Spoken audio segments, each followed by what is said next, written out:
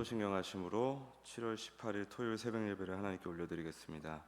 전능하사 천지를 만드신 하나님 아버지를 내가 믿사오며 그 외아들 우리 주 예수 그리스도를 믿사오니 이는 성령으로 잉태하사 동정녀 마리아에게 나시고 본디오 빌라도에게 고난을 받으사 십자가에 못 박혀 죽으시고 장사한 지 사흘 만에 죽은 자 가운데서 다시 살아나시며 하늘에 오르사 전능하신 하나님 우편에 앉아 계시다가 저리로서 산자와 죽은 자를 심판하러 오시리라.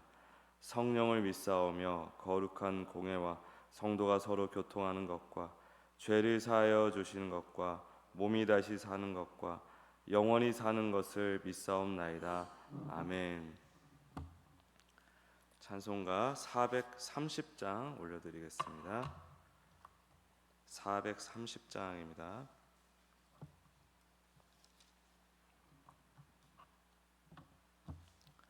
찬송가 430장. 주와 같이 길 가는 것 즐거운 일 아닌가. 우리 주님 걸어가신 발자취를 밟겠네. 한 걸음 한 걸음 주 예수와 함께 날마다 날마다 우리 걸어가리.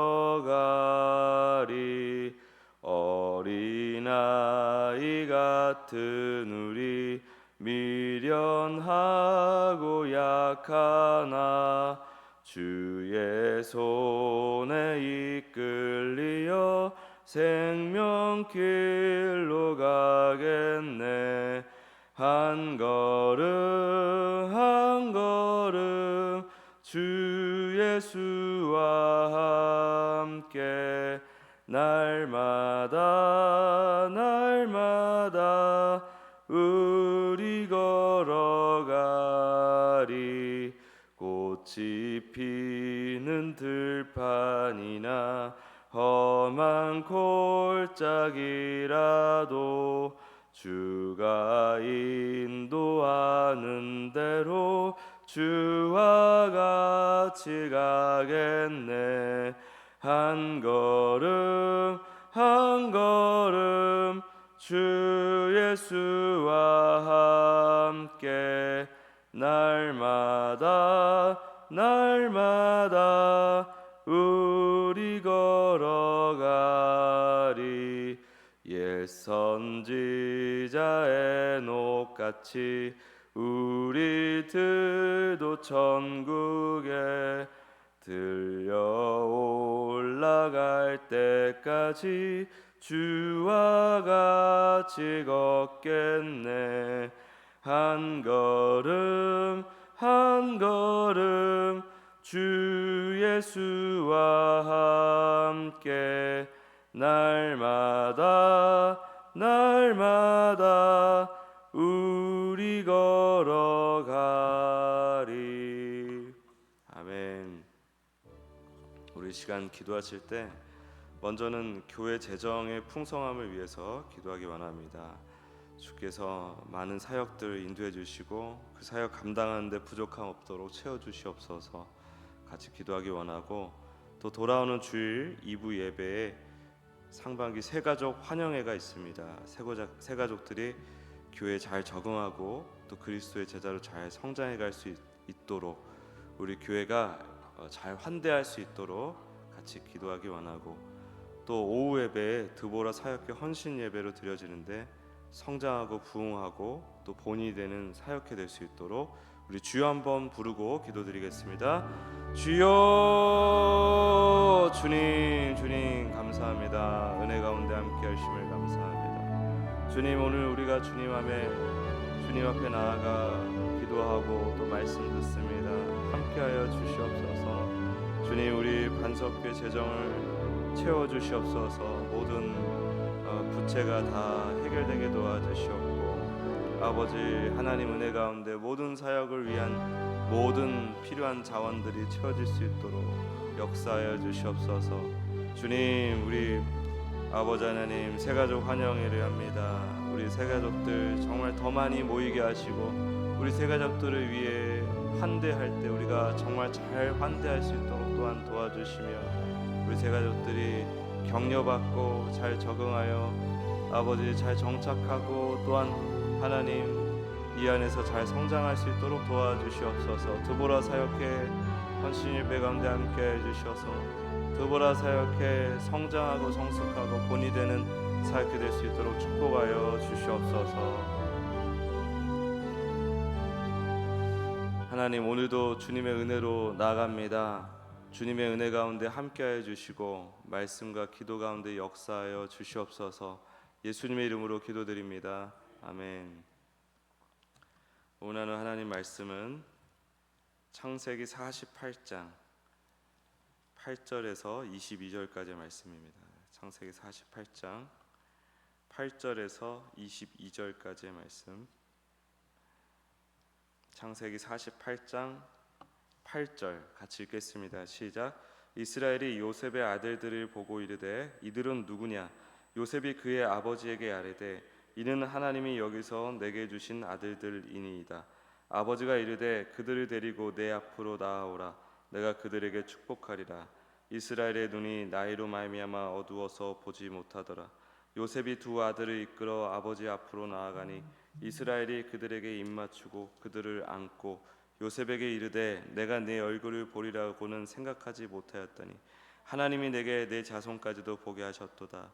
요셉이 아버지의 무릎 사이에서 두 아들을 물러나게 하고 땅에 엎드려 절하고 오른손으로는 에브라임을 이스라엘의 왼손을 향하게 하고 왼손으로는 므낫세를 이스라엘의 오른손을 향하게 하여 이끌어 그에게 가까이 나아가매 이스라엘이 오른손을 펴서 차남 에브라임의 머리에 얹고 왼손을 펴서 므낫세의 머리에 얹으니 므낫세는 장자라도 팔을 엇바꾸어 얹었더라.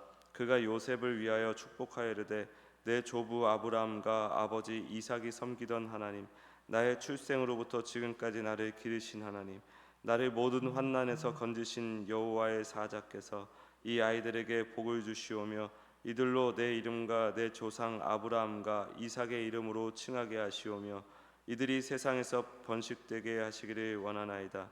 요셉이 그 아버지가 오른손을 에브라임의 머리에 얹은 것을 보고 기뻐하지 아니하여 아버지의 손을 들어 에브라임의 머리에서 므낫세의 머리로 옮기고자 하여 그의 아버지에게 이르되 아버지여 그리 마옵소서. 이는 장자이니 오른손을 그의 머리에 얹으소서 하였으나 그의 아버지가 허락하지 아니하며 이르되 나도 안다 내 아들아 나도 안다. 그도 한 족속이 되며 그도 크게 되려니와 그의 아우가 그보다 큰 자가 되고 그의 자손이 여러 민족을 이루리라 하고 그날에 그들에게 축복하여 이르되 이스라엘이 너로 말미암아 축복하기를 하나님이 내게 에브라임 같고 므낫세 같게 하시리라 하며 에브라임을 므낫세보다 앞세웠더라. 이스라엘이 요셉에게 또 이르되 나는 죽으나 하나님이 너희와 함께 계시사 너희를 인도하여 너희 조상의 땅으로 돌아가게 하시려니와 내가 내게 내 형제보다 세겜 땅을 더 주었나니 이는 내가 내 칼과 활로 아모리 족속의 손에서 빼앗은 것이니라. 아멘. 오늘 이 말씀을 가지고 성숙한 자로 빚어내시는 은혜, 성숙한 자로 빚어내시는 은혜란 제목으로 말씀 증거하겠습니다.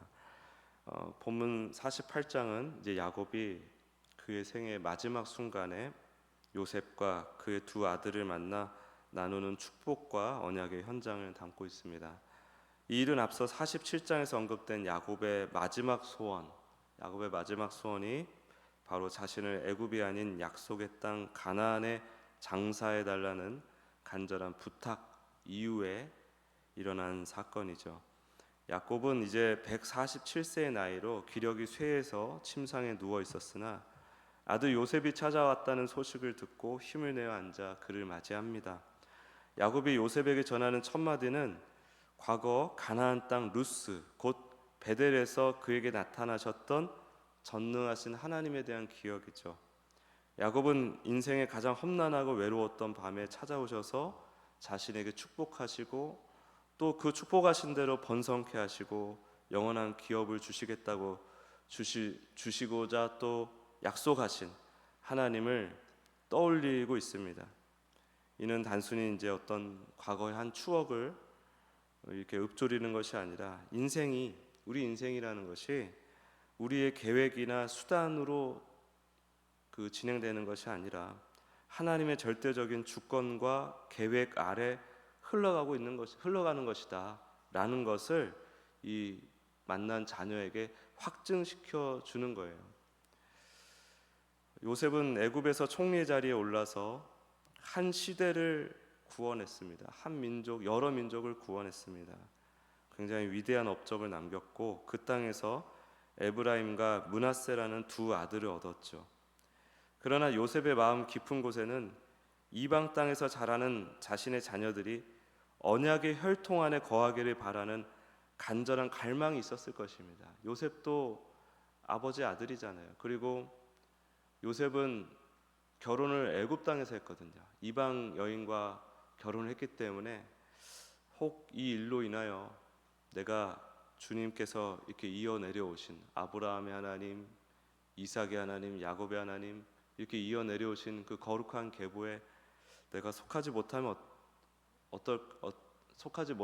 어떡하지? 약속의 자손으로서 나도 이렇게 내 후손들도 계속 이어가면 좋겠는데 그런 어떤 갈등 또 갈망이 있었습니다. 야곱이 이러한 요셉의 마음을 잘 헤아리듯이 두 아들을 자신의 아들들로 입양을 했죠. 에브라임과 므낫세를 자신의 아들들로 입양을 해서 그러면 야곱의 아들로 입양이 됐으니까 에브라임, 므낫세는 요셉의 아들들임에도 불구하고 12지파의 조상이 되는 거예요.